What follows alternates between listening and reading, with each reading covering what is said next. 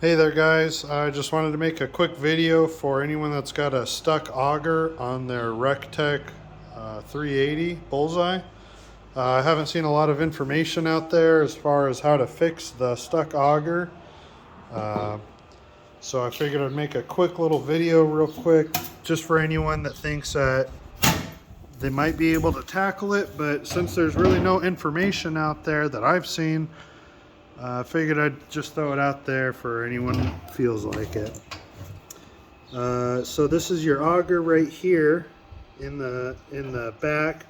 Obviously, you know, you've got to take off your covering here to expose all of this. But once you get your cover off, what you'll find is this is the motor here for your auger. That motor sits in there. That shaft for the motor sits inside the actual auger there, and there's a small cotter pin that goes through both that holds them together.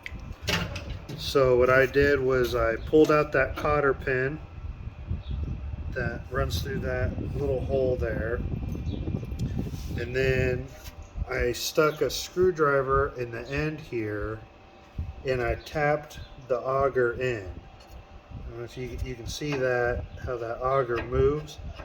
Well, actually you could push it all the way through till the end of the auger runs into the other side of the fire pot. You can see it sticking out there just like that. So you could, the auger is supposed to obviously slide freely all the way through. So what I did was I pushed it straight, tried to keep it moving straight without twisting it. So obviously that would be straight movement and that would be like twisting it. What happened is once those pellets are jammed in there, this basically just acts as a screw and it wants to rotate through the jammed pellets. So you have to hit this kind of in a straight manner. I used just a flathead screwdriver to keep it from twisting on me, but hit it moving it straight without letting it twist. And then once it was out and sticking out there, I put a screwdriver on it and I kind of tapped it back in. I also put my screwdriver in here to wedge it in and bring it back. And then at that point, once it was kind of moving and freed a little bit, I took this 1/8 inch Allen key and I inserted it through the hole where that cotter pin is supposed to go. And then I just rotated it. This is me using that Allen key. Just rotated it. I put, you know, it took a lot of torque to get it to spin, but I just kept on rotating it. I thought I was going to break that, but I didn't. And eventually what happened was I rotated it enough that the auger pressure pushing on the stuck pellets pushed the whole auger out and this little Delrin bushing here.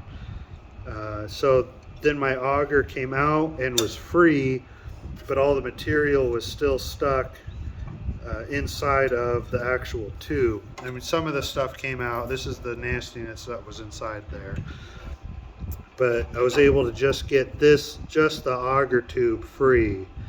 And then once it was free and I could pull it all the way out. Sorry about that. What I did was I put it back in, and again I hit it straight, so not letting it rotate, just pushing it straight until it pushed the actual jam, those wet clumped up pellets there, until it pushed them all into the fire pot, to the point now where this auger spins free. There's nothing holding it. There's nothing even in the tube right now. So there you go. Just a quick little video. It really takes minimal tools. It takes you know, a regular Phillips screwdriver to get all these out. I use this 1/8 inch Allen key. There was a few more Allen bolts that go just on the side here that hold in that little bushing. I don't remember what size that is, and I'll have to figure that out. It looks like it's probably a 7/8 inch, a 7/8 inch Allen. You'll have to pull those out, but that's it, and then you can start to work on it to get it free.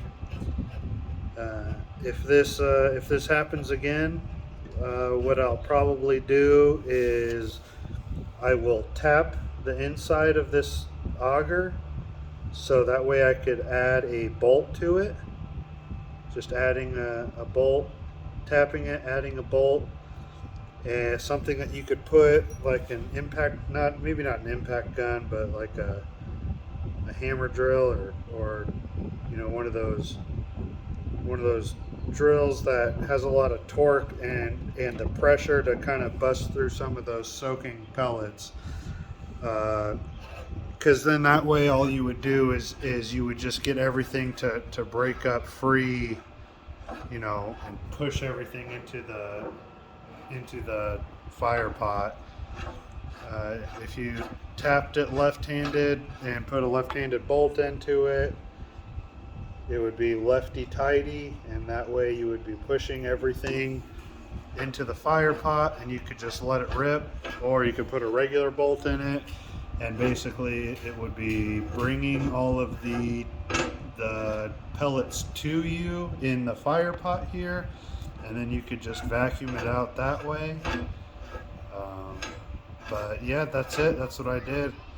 I don't know if it would have been worse had any of this stuff completely dried out, because as it is, it's just, everything's just moist.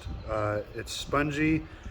Yesterday when I discovered the problem, it was soaking wet.